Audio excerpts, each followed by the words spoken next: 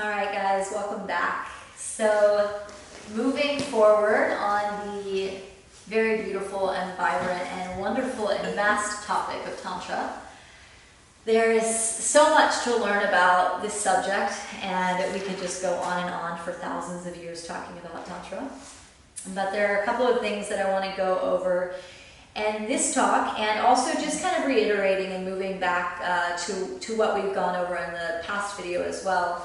And, you know, Tantra really focuses on deities and gods and goddesses, and this is something that we'll dive in deeper very soon, and it's a really beautiful and feminine part of the practice. And I know that there could be a lot of interest around that, and sometimes also a bit of resistance towards it, like not understanding the gods and the goddesses aspect of the practice. But in reality, when we look at the gods and goddesses, it's more of looking at their qualities. So we're not actually seeing them as that individual, as Kali or Lakshmi. We're not seeing them as, oh, you know, this is who Lakshmi is, I want to be Lakshmi. We want to think about which qualities these goddesses and gods have so that we can see those qualities in ourselves and really begin to cultivate those goddess-like qualities within Tantra. And so one goddess that we focus on a lot in Tantra is Mahakali. And Maha meaning the great in Sanskrit. So Mahakali, and we'll dive deeper into that in the future lessons. But the reason that I bring it up is that Mahakali consciousness is really seen as limitless and boundless. And so when we speak of femininity in Tantra, we're really speaking to that creative force. And the reason that creativity is so important is that everything that we are has come through feminine energy, through creation. So our very existence is a divine and feminine act. And the very idea, you know, when you think of our conception, the idea of lovemaking is tender and soft and also very feminine. And so our existence and how we've gotten here is through a very divine and feminine act. And so Mahakali consciousness is deeply respected in Tantra, and this is why you hear so much feminine analogies and stories and focus. And so that is, if that's something that you're interested in, I definitely encourage you to dive deeper into the qualities of the goddesses, and we will definitely be doing so in the near future as well. Another thing, when we talk about femininity, and I talked a bit about where we're at in modern day society with really trying to push forward an agenda to give women a voice and to really, you know, you hear take back power and give women voice. Mahakali is ferocious energy and ferocious characteristic within Tantric tradition. But also with that ferociousness, she is also deeply tender and compassionate and caring.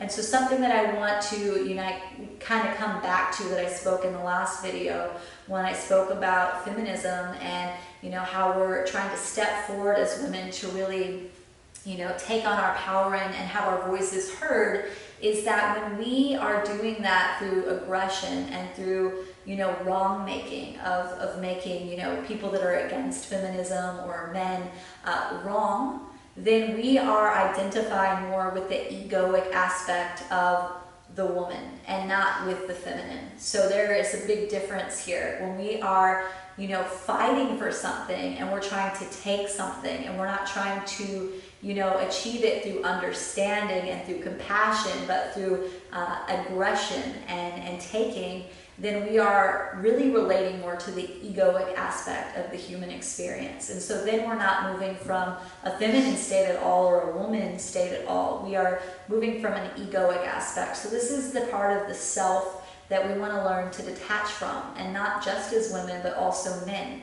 We don't want to be attached to the, you know, in the last video I talked about the Atman, so myself as echo, the inside of the water bottle, if you remember. We want to relate to, you know, Brahman, to that outer area. There is no separation, that there is one consciousness. So if I'm fighting for my voice and I want to make you wrong, then I'm attaching to that individual identity, to my ego, and I'm actually taking away my own power. And I'm really kind of making myself small by individualizing my experience through just my ego aspect. So I want to really learn to step forward into that one consciousness and away from the egoic aspect. Another thing that we can look at within modern day society is devotion, and if we are being devoted.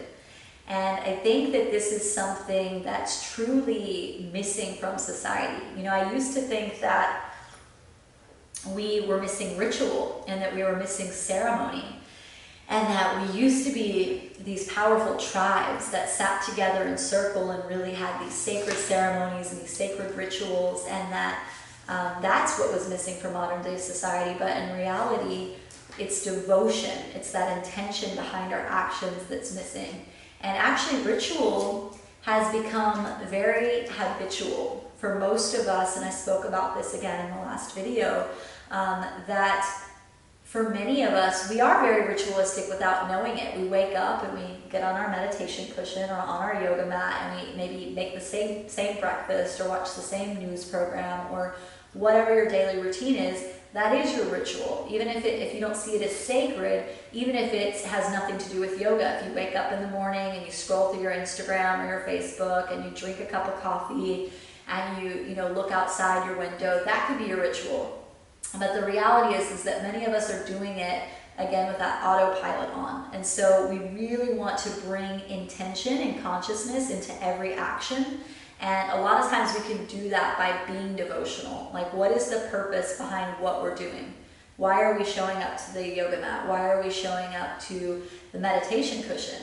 Why are we getting on Instagram and scrolling? Why are we getting on Facebook and scrolling? And finding out the pure intention. And a lot of times, whether it's that, say you're checking in on social media, if you really keep asking yourself, why am I doing this? What's the purpose?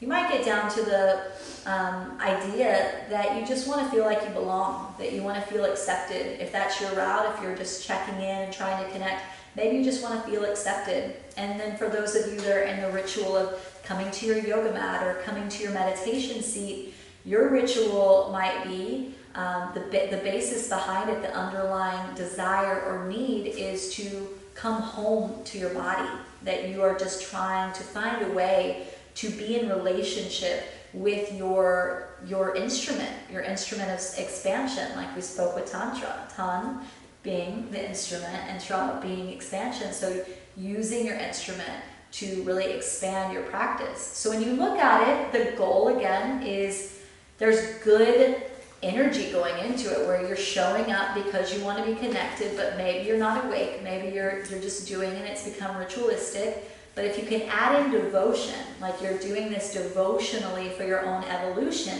it can change your whole practice. So even if from the outside looking in, your physical practice looks the same as it has for many years, your perspective and your connection to how you're thinking about it and how you're showing up could really shift what you gain from it. And it could give you so much more. So this is really important. And, this is this idea as well as ambition without awareness will not get you very far. Or maybe it will get you far in the material world, but it might not get you very far in your own conscious world. So ambition without awareness is not going to get you to where you really want to be. So maybe you're super ambitious and you know all the right ways, you know how to speak, you know how to get what you want, you know numbers well, you know how to be productive, you know how to manufacture. But without awareness and that intention, possibly that devotion, that ambition is only going to get you so far in the material world. But when it comes to the spiritual world, there will be this lack and there might be this deep desire to really connect. And what so many people find, a lot of us find our way onto the spiritual path because maybe we become so successful in the material world at the expense of feeling so utterly alone.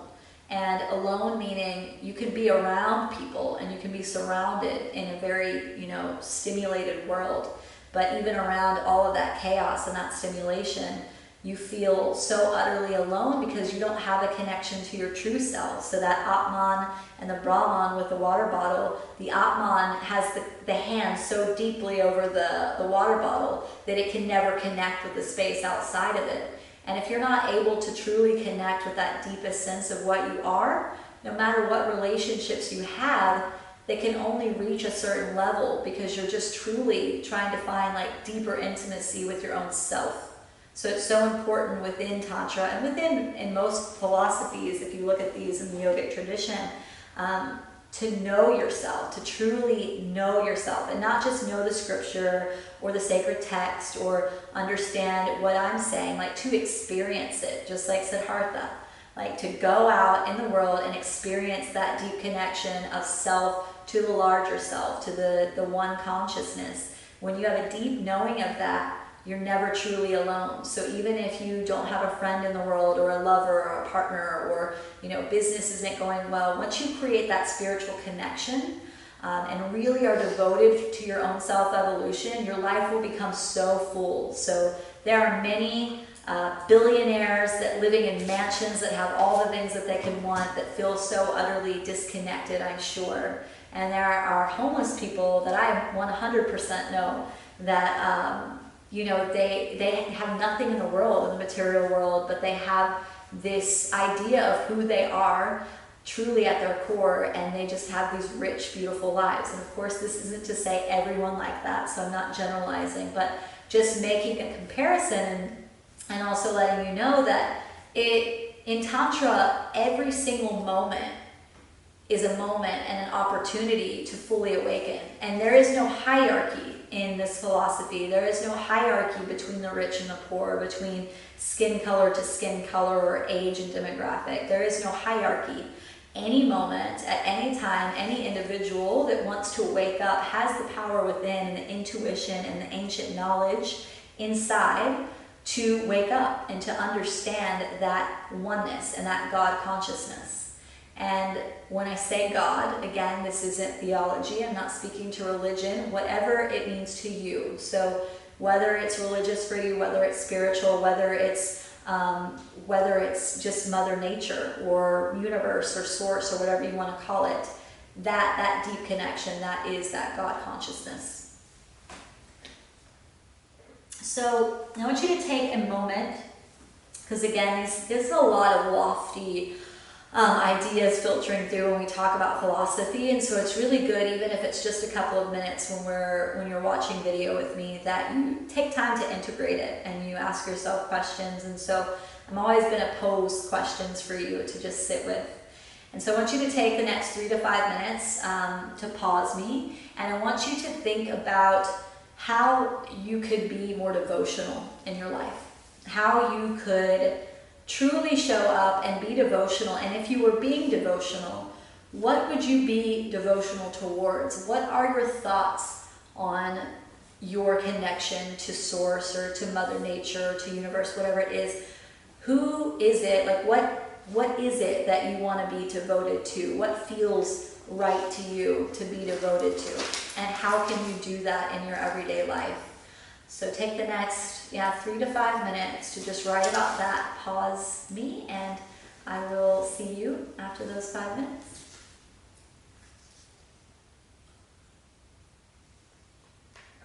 Alrighty. Welcome back. And again, these are things, if I give you 3 to 5 minutes, of course, take your time. If you're feeling like the words are just streaming out, allow yourself to just go with it. But again, I encourage you, don't try to curate it, just allow it to come. Like, we want to learn to become channels in our practice, and everyone can channel. It's one of those things that you might hear that seems very airy, and it might feel very whimsical to say, I'm channeling my energy. But really, if you just sit with yourself and you close your eyes and you just breathe, that knowledge, that intuitive knowledge exists within you. And even if you don't believe it, in that pure consciousness and your connection to everything, it exists there. And it might be buried deep, deep, deep, deep down. But if you just find silence and stillness and allow yourself to truly sit in presence, like deep presence, then things will begin to arise. And so do your best to not push yourself or have any shame or guilt around not enough coming out. If you feel like you don't have anything to write, that's fine. But just let things flow. And maybe you end up only writing a sentence in the whole 3 to 5 minutes. So another thing, this is perfect. I had a point here that I've written down. That in Tantra we have this term called Sakshipava, and it is to witness, and it is the idea of the attitude of no attitude.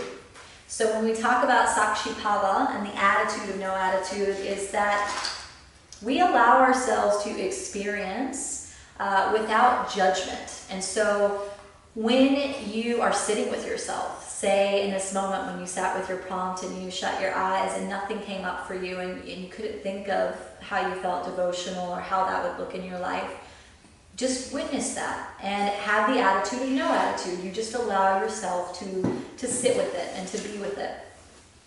And this is really important when we come to breath. And we will definitely talk more about breath awareness and pranayama as we move deeper into the teacher training. But one thing that you can do from the very beginning, and I encourage you to do this, and after I tell you about this practice, you can go ahead and pause the video and go through it. But in Tantra, most meditation comes from Tantric philosophy, and a lot of meditation teachers don't speak to that because the word Tantra can be a bit confronting and overwhelming for people. But Tantra, it really promotes that meditation and breath are the end-all be-all. Like that is the most important thing that you could do. And if you were going to do anything each day, it's to sit with yourself and to breathe and just to sit in stillness. And so what I encourage you to do now is I want you to just find a seat and sit up nice and tall and just shut the eyes down. So you can watch me first here, and you're not going to see much happening, but just as you come into your seat, you allow the shoulders to relax. And we want to come into this ocean-like breath of equal inhales and exhales through the nostrils. So you'll slowly just allow the muscles in the face to relax, the muscles especially around the jawline, and the shoulders relax down the back. And you'll just begin to take a nice inhalation. You can even do it here along with me instead of waiting to pause. But take a nice inhalation, fill up through the chest, and hold at the top of the inhalation.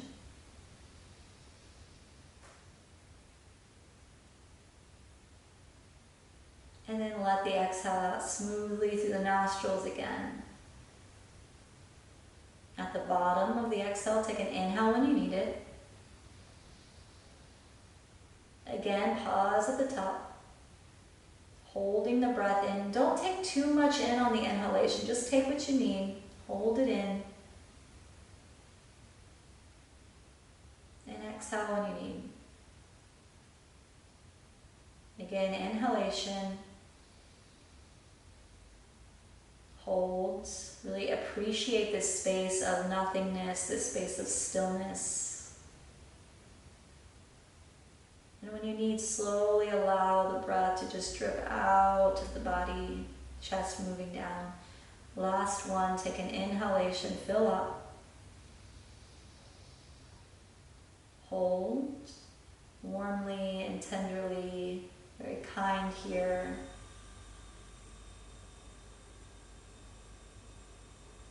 And exhale, let it go. And stay with me. You can open your eyes. And if you'd like to pause the video and just go through that a couple more rounds, feel free to. It's deeply grounding.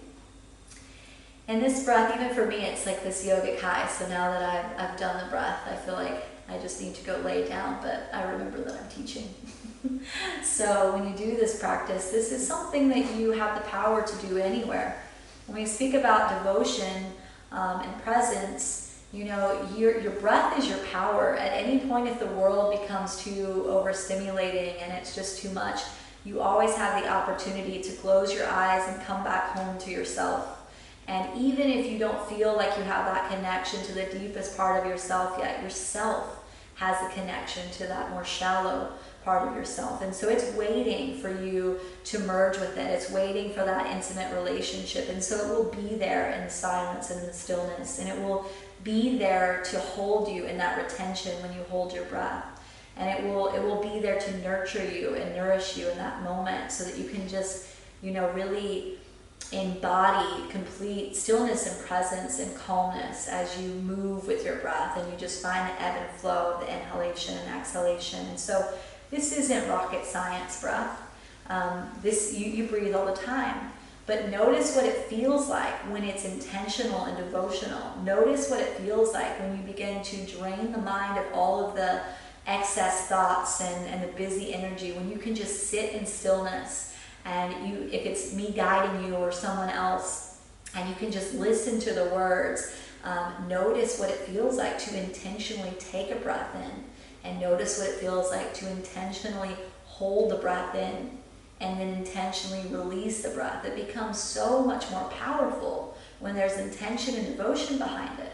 And so if something as small as the breath can really change your perception of the world and even your state of mind in that moment, if it can calm you down just with intention and devotion, imagine the change and the shift in your entire life if you can bring that small amount of intention into every waking moment. And so the breath is just a beautiful starting point when you're like, oh wow, I feel really good and I feel easy I feel fluid in my body. Just imagine like what that can feel like if you're able to incorporate that into the way that you speak to your mother or your sister or your wife or your husband. Like if your communication becomes intentional and devotional, if your work becomes intentional and devotional, even if sitting at the desk becomes intentional and devotional, and you play your music and create, a ritual of, I'm going to do my work and I'll play my music, and then maybe I'll do a sun salutation, or every 20 minutes I'll take a break to just breathe for 5 breath cycles. There's so many ways to create a very sacred life, and that's a big invitation for Tantra, is to make your life sacred. Even sweeping your house or building a fire or making dinner can be sacred. And so all of the ordinary moments in life can become very extraordinary. And that's the reality of the human experience, is that there is never nothing going on. There is always something profound happening in the background. Even in your breath there, when you sat with the retention, there was something profound. And notice in your breath, if when I ask you to have intention, if you take everything in and you fill up and there's so much stress in your body, notice if you can just relax and only take in what you need and leave the rest behind, knowing that it will be there for you when you need it, and then letting it out. And when you need a breath again, it will always come to you. It's not something that you have to grasp onto and take so deeply.